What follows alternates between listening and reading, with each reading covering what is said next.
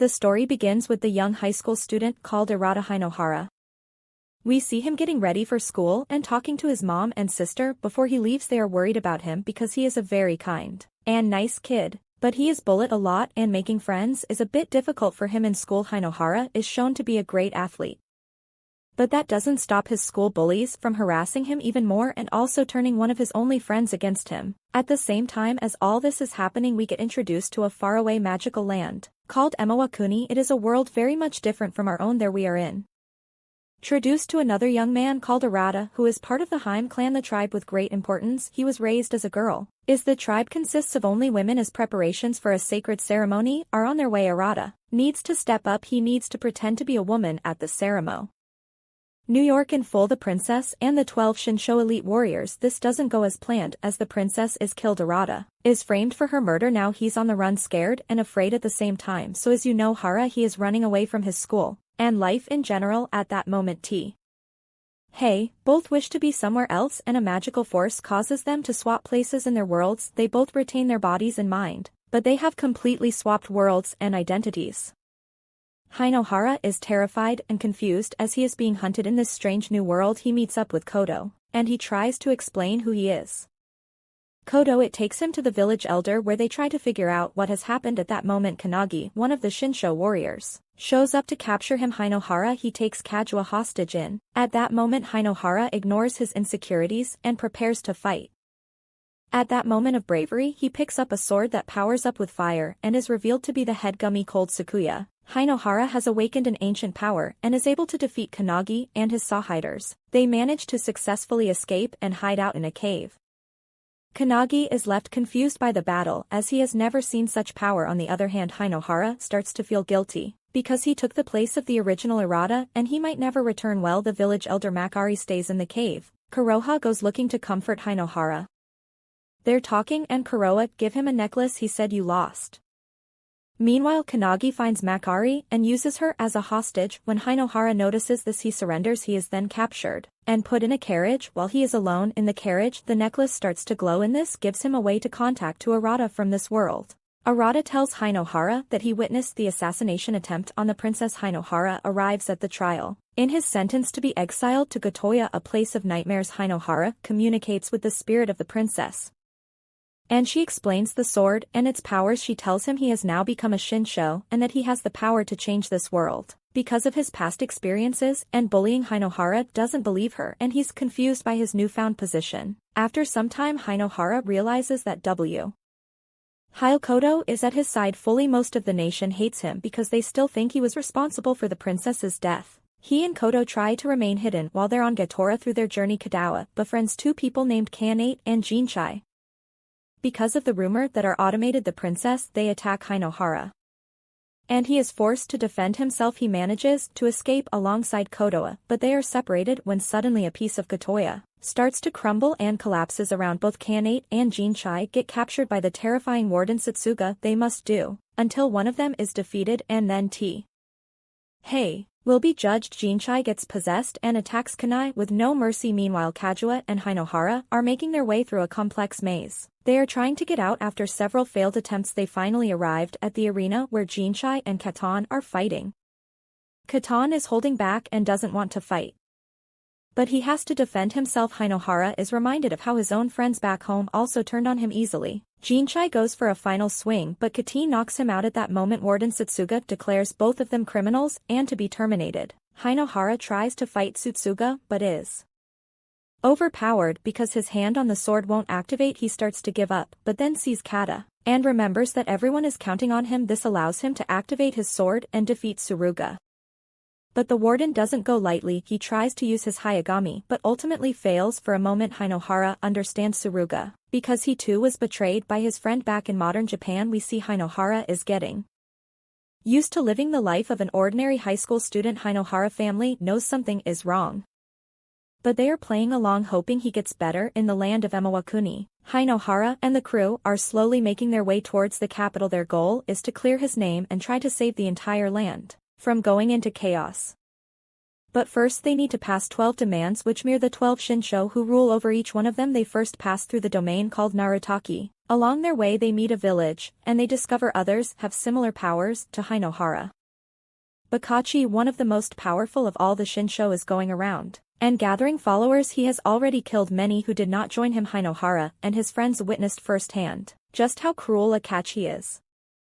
They see him killing Fuyu, one of the show, without mercy. He was loyal to Qin, argue the Shinsho who was hunting Hinohara at the start. When Kanagi finds out, he goes into a raging attack Akachi with his powers. Well, Kanagi is powerful and fast. The battle doesn't last long as he is no match for the deadly Akachi. He doesn't kill Kanagi but spares him, so he can carry that shame forever. After the battle, Hinohara is angry and confused. He hates Akachi, but also doesn't want to become ruthless and the killer to defeat. At that moment it is revealed that he no harm might be able to use an ancient Hinogami called Tsukuyo to defeat Akachi Widho. Killing him, a power that will bring justice to the land. We see Hinohara is handling life, and Hinohara is modern world with his parents covering for him. Losing his memory, he goes back to school. He tries to befriend and fit in with the people that bullied and harassed Hinohara. Meanwhile, Akuni, our group, is continuing their journey. Kuroa injures herself and needs to rest. This leads to Hinohara and Arata communicating again. Hinohara learns that Arata has been going to school. He panics thinking of the mess that awaits him when he gets back home. But the calm journey is interrupted when Kanagi, who has been stalking the group for a while, attacks, uses flame powers to attack Hinohara. But accidentally Kuroha gets caught in the middle of the attack and is trapped by flames. This reminds Kanagi of his past and his love of Amisu.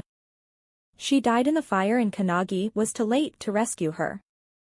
At that moment he decides to save Kuroha and not to make the same mistake twice. The group is quite shocked by Kanagi coming to Kato his rescue, so for a moment they all agreed to a temporary truce. We transition to Japan and Sarada trying to handle his school life. After school he sees the Riend who betrayed Hinohara. He apologizes for turning against him, but he feels he had no other choice because he was scared of Katawaki, the main bully who makes Hinohara's life hell. Arata decides to talk to Katawaki, but that doesn't go well. After that, Katawaki is in such a rage-fueled state he's also transported into the land of Akuni. His only goal is to kill Hinohara. Meanwhile, we see Kanagi slowly start to understand and connect to Hinohara. We learned that the group will be hunted even more now, as the rulers have realized Hinohara is not of this world and he must be stopped. Katawaki, he arrives in Akuni, and he has a weapon of Orochi. He is enraged and out of control. This was a desperate attempt from those who wish to get rid Hinohara, and while he is more confident in himself because of all the adventures, when he realizes Katawaki, his high school bully, has arrived, he turns right back into that sacred high school student. He thought at least in this strange land he was safe from him, but not anymore. Katawaki, he screams at him, telling him it is his personal mission to make his life a living hell. Hinohara doesn't know how to handle this, so he goes into a rage and unleashes his powers without control. He causes massive damage after he realized that for a moment he acted just like Katawaki. Because of all the stress, Hinohara finally wants to explain everything to Koto and revealed that he truly isn't Arata and that Kawaka is also from his world. He decides he wants to better himself and even trains with Kanagi so he can get stronger. Hinohara and his group make their way to a city that is ruled by Haruko. They cannot enter the city because of their lack of money, so they get help from a mysterious man named Suryo. He has plans of his own for the group. The city is giant and full of life. We see Kanagi has to hide his identity so they don't get into trouble. Superhero shows the group around the city and explains its history and how it operated in the past in contrast to how it is in the present. Meanwhile, Kanawaki, he tries to form an alliance with the Kachi, but he refuses, deeming him unworthy. Akachi then stabs Katawaki with the spear in the Hinohara and Katoa spend some time together training before Koto is kidnapped by unknown water force. They find that Uranami has kidnapped Koto and wants to fight Hinohara to honor his mother. Meanwhile, we see the aftermath of Akachi Katawaki's confrontation. It seems that the Kachi offered one of his eyes to Katawaki to make him stronger. Now Katawaki has even more power than before the fight between Hinohara and Urana. Mi is interrupted when Katawaki, he suddenly shows up, stopping the fight as he is the only one allowed to defeat Hinohara.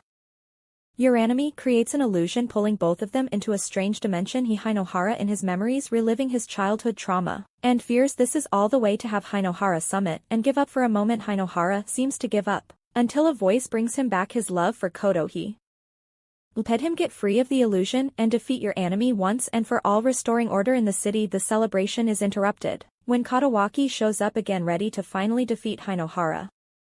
Katawaki accuses Hinohara of being a demon and hating him. He wants to finally fight him and defend him once and for all. His Oriki blade involves. This is what the rulers wanted. The two legendary blades fighting. Katawaki attacks with a devastating attack, causing a massive explosion. Hinohara tries to run to safety, but Katawaki just keeps on unleashing attacks. Kuroa remembers what Hinohara said about his life in Japan and just how much he struggled. She asks Kanagi to help, but he refuses as this is Hinohara's fight. The fight rages on with both of them having massive power. Surges the clash and Hinohara is barely holding on at that point. He remembers all the friends he made and the love he found on this adventure. Also, Lord Uranami decides to give his power to Hinohara to help him win. With all that power, he is finally able to overpower Katawaki and truly unlocks the full potential of his blade and power.